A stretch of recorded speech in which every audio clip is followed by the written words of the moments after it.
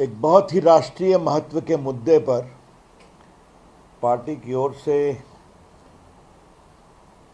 इस चिंता को व्यक्त करने के लिए ये टिप्पणी की जा रही है। ममता जी ने कहा है कि जो बांग्लादेश में हो रहा है तो वो अपने दरवाजे खुले रखेंगी और किसी को भी बंगाल में आने देंगी। बांग्लादेश के लोग हमारे दरवाजे खटखटाएंगे तो जरूर शरण देंगे। आज के अखबार में भी Mamata will give shelter if anyone from Bangladesh knocks on our door.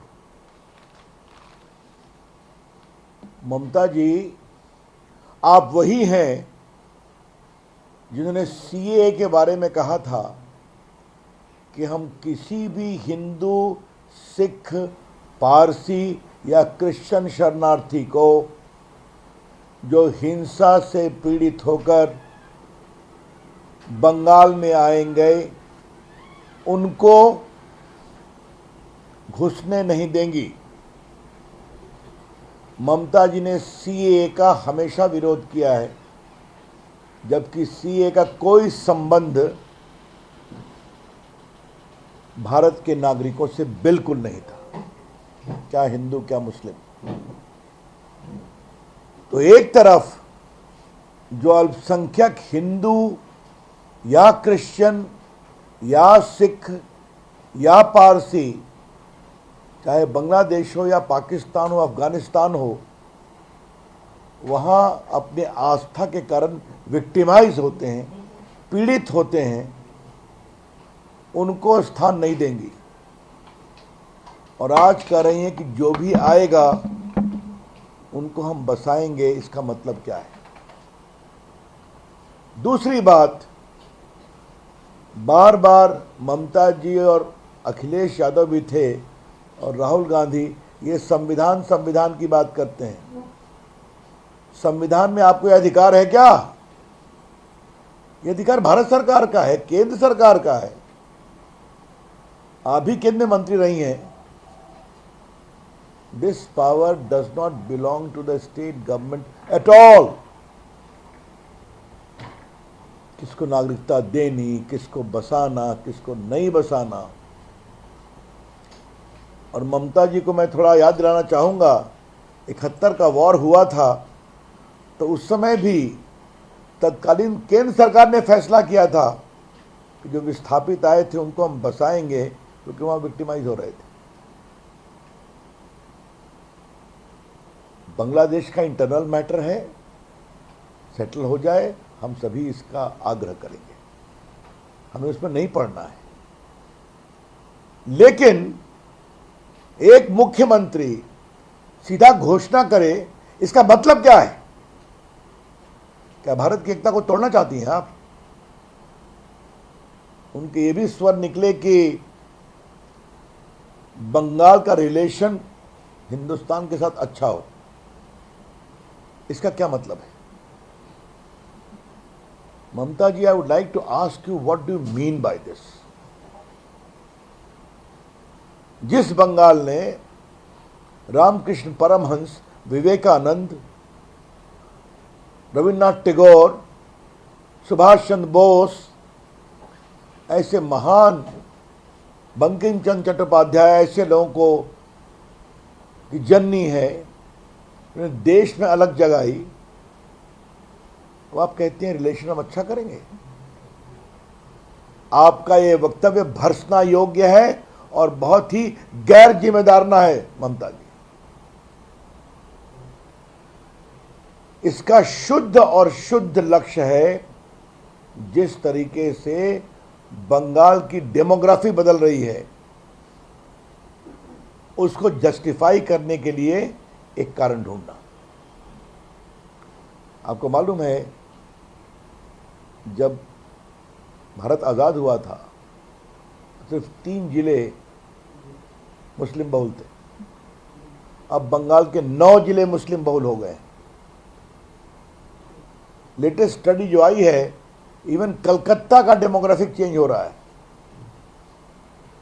मैं स्वयं बंगाल कई बार मैंने दौरा किया है, मैंने देखा है जिले जिले आजकल बांग्लादेशी घुसपैठियों से, रोहिंग्या से भरे हुए हैं। कोई चिंता नहीं है देश की सुरक्षा की। और याद होगा एनआईए की प्रोब में आया है कई आतंकवादी घटनाओं के जो मुख्य अभियुक्त या कॉन्स्पिरेटर्स होते हैं उनको कहाँ संरक्षण मिलता है? तो बंगाल में मिलता है। आपने देखा होगा, उनको गिरफ्तार करने में दिक्कत हुई, बहुत परेशानी हुई। लेकिन एक बड़ी चिंता की ओर आज देश का ध्यान बताना बहुत जरूरी है। ये इंडिया गठबंधन वाले वोट बैंक की पॉलिटिक्स के लिए भारत की एकता, एकात्मता को कमजोर करने में लगे हुए हैं। कोई दक्षिण भारत में कहता है कि दक्षिण भारत को भारत से अलग होना चाहिए। राहुल गांधी चीन के नेताओं से सीधा बात करते हैं आजकल वहां की पार्टी से। और तो और ये पूरा जो इलीगल इन्फिल्ट्रेशन घुसपैठियों का है, ये झारखंड को प्रभावित कर रहा है। कांग्रेस के समय आसाम को प्रभावित किया और आज ये स्थिति सामने में आई है। इसलिए मेरा आपसे कहना यह है कि जिस तरीके से वहां हो रहा है वो बहुत दुर्भाग्यपूर्ण है। भाजपा के कार्यकर्ताओं पर हमले होते हैं, राष्ट्रीय स्वयंसेवक संघ के स्वयंसेवकों पर हमले होते हैं। जो भी भारत के राष्ट्रवाद की बात करता है आज बंगाल में उन सबों के लिए खतरा हो रहा है। और उस पर से ये वक्तव्य ये बहुत गैर जिम्मेदाराना है, बहुत दुर्भाग्यपूर्ण है। हम इसकी भर्त्सना करते हैं और जो संविधान को हाथ में लेकर संविधान के द्वारा देश चलाने की बात करते हैं उनसे पूछना चाहते हैं क्या इस वक्तव्य का वो समर्थन करते हैं? क्या भारत को टुकड़े टुकड़े करना है? तो यही लगता है कि टुकड़े टुकड़े गैंग हावी हो गया है इनकी सोच पर। तो देश के इस चुनौती को हम स्वीकारेंगे और हमें बंगाल की परंपरा पर विश्वास है और इसका हम पूरा विरोध करेंगे और मुखर विरोध करेंगे। इतना ही मुझे अपनी ओर से कहना था।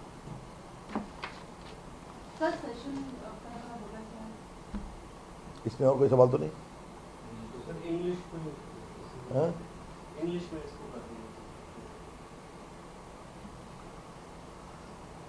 Yesterday in her rally in Kolkata, Mamta ji made an utterly irresponsible statement, whereby she openly said, in the wake of what is happening in Bangladesh, she will keep open the doors of Bengal to give shelter to anyone who comes. Mamta ji, I think you know very well that whom to give shelter or not from across the border of the country is entirely the constitutional domain of Government of India. It is too well known. And just to remind her and Congress party, even in 71 Bangladesh war, it was then Government of India which took a call to give shelter to Mukti Bahini leaders. But who is Mamta ji? Same leader who has publicly stated that all those victims of religious persecution in Bangladesh, Pakistan, Afghanistan, like Hindus, like Sikhs, like Christians or Parsis, will not be allowed to settle in Bengal under the CAA. Her public stand. And see the contrast. Now she is openly exhorting people to come, and the doors of Bengal will be kept wide open. This is nothing but an alibi for justification of the large-scale illegal infiltration in Bengal of Rohingyas, of Bangladeshis, illegal immigrants. There was hardly 3 districts having Muslim population dominating. Now 9 districts are there. She also said we need to consider good relations of India with Bengal. What does she mean by this? Bengal is a part of India. Our leader Shyam Prasad Mukherjee sacrificed his life all the way to Kashmir to keep India united. This Bengal has given birth to eminent freedom fighters, to socio-cultural, spiritual leaders, from Ramakrishna Paramhans to Vivekanand, to Aurobindo Ghosh, to Subhash Chandra Bose, to Bankim Chattopadhyay, to Rabindranath Tagore, who are icons of India. What does she mean by this? It is nothing, a part of the game plan to justify illegal immigrants just for vote bank politics. A pattern evident during Congress regime in Assam and now in Jharkhand in a very massive way. RSS Swamsevaks are being killed, subjected to violence. BJP workers are being subjected to violence. All this for vote bank politics. The BJP will fight tooth and nail against this massive change of Indian demography. Some people, Congress leaders in South India say South India or some parts thereof must alienate away from Hindustan. Rahul Gandhi goes abroad and talks to Chinese Communist Party leaders. What is happening? Any attempt to weaken the sovereignty, integrity of India shall not be accepted. Let's be very clear about it. This matter was very important. Surely all this will be raised in the parliament also. But from party's point of view, a very firm message was required to be given, which I have given today.